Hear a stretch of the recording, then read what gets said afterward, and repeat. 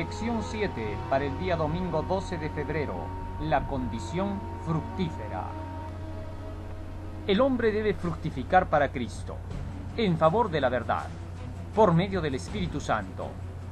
Dice el libro de San Juan capítulo 15 versículo 8: En esto es glorificado mi Padre, en que llevéis mucho fruto y seáis así mis discípulos. Una labor que tenemos que recordar es la que tenemos que fructificar, pero para que esto suceda, se necesita la labor del Espíritu. Y a fin de que esto se haga realidad, Jesús declaró que era necesario tener que relacionarse directamente con Él. Dice el libro de San Juan capítulo 15 versículo 4 hasta el 5: Permaneced en mí y yo permaneceré en vosotros. Como el pámpano no puede llevar fruto por sí mismo si no estuviere en la vid, así tampoco ni vosotros si no estuviereis en mí. Yo soy la vid y vosotros los pámpanos. El que permanece en mí y yo en él, éste lleva mucho fruto, porque separados de mí, nada podéis hacer. Jesucristo declara terminantemente que es imposible que separados de él nosotros podamos llegar a dar los frutos necesarios que el Espíritu Santo quiere que tengamos para poder entrar en el reino celestial. Pero a fin de que Jesucristo pueda ser el motor que impulse nuestras acciones, como dice el texto, yo soy la vid y vosotros los pámpanos, es necesario que Jesucristo more dentro de nosotros. ¿Y cómo se puede realizar esta obra? ¿Cómo sabemos cuando Cristo está en nosotros? San Juan capítulo 14 versículo 23 nos dice el texto bíblico: Respondió Jesús y les dijo: El que me ama mi palabra guardará, y mi Padre le amará, y vendremos a él, y haremos morada con él. Jesucristo entra en el ser humano a través del conocimiento de las Escrituras. Él dice claramente que si sus palabras están en nosotros, Él vendrá a morar con nosotros junto con su Padre. Así que entonces, cuando nosotros nos llenamos de la palabra de Dios, de las enseñanzas de las Santas Escrituras, entonces nos estamos llenando de Jesucristo, quien será el motor que impulse nuestras acciones. De esa manera, es como Jesucristo nos dice: si ustedes permanecen en mí, darán mucho fruto, crecerán, se multiplicarán. Dice en el libro de Isaías capítulo 55 versículos 10 y 11: Porque como desciende de los cielos la lluvia y la nieve, y no vuelve allá, sino que riega la tierra y la hace germinar y producir, y da semilla al que siembra y pan al que come, así será mi palabra, que sale de mi boca, no volverá a mí vacía, sino que hará lo que yo quiero y será prosperada en aquello para lo cual la envié.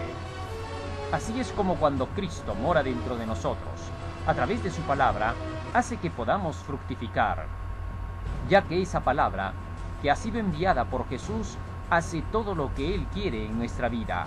Cuando Jesús dijo al paralítico: levántate, toma tu lecho y anda, inmediatamente se levantó. Fue el Espíritu, la palabra, quien entró en el hombre por el poder que Jesucristo operó a través de la tercera persona de la divinidad, que es el Espíritu Santo, a fin de poder lograr que el hombre se levantara. El Espíritu Santo hace eficaz la palabra de Dios, de tal manera que cuando Cristo da una orden, el Espíritu Santo hace que se efectúe.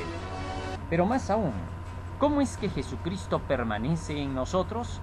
En el libro mismo de San Juan capítulo 15, después de decirnos en el versículo 4 y 5, permaneced en mí y yo permaneceré en vosotros, en el versículo 10 dice: si guardareis mis mandamientos, permaneceréis en mi amor, así como yo he guardado los mandamientos de mi Padre y estoy en su amor.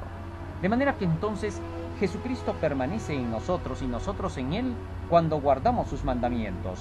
Y obviamente que el resultado de guardar estos mandamientos será que tengamos que dar fruto para el Espíritu, tal y conforme se declara en Salmo 1:1 al 3, que el hombre que es varón delante del Señor Santo y que hace su voluntad es aquel que está sembrado junto a aguas, que da su fruto en su tiempo y su hoja no cae, porque medita en la ley de día y de noche. Pero eso no es todo. Aún más, se nos enseña que para que nosotros podamos llevar a cabo la obra de que el Espíritu Santo trabaje en nosotros, a fin de que fructifiquemos tal y conforme Dios nos pide, para demostrar una vida de santidad, un cristianismo correcto, necesitamos que los pensamientos de Dios sean nuestros pensamientos. ¿Qué quiere decir esto? que para que nosotros podamos fructificar, el pensamiento divino debe morar en nuestra mente. Nos dice el libro de Proverbios capítulo 19, versículo 21. Muchos pensamientos hay en el corazón del hombre, más, y aquí hay algo interesante, más los dichos de Dios prevalecerán. ¿Cuáles son esos dichos de Dios? ¿Cuál es ese consejo de Dios que va a prevalecer en nosotros? Nos dice Salmo 119, versículo 9 hasta el 11. ¿Con qué limpiará el joven su camino? Con guardar tu palabra. En mi corazón he guardado tus dichos para no pecar contra ti. Cuando los dichos de Dios, sus palabras están dentro de nosotros, entonces los pensamientos de Dios están en nosotros, y estos son los que motivarán nuestras acciones.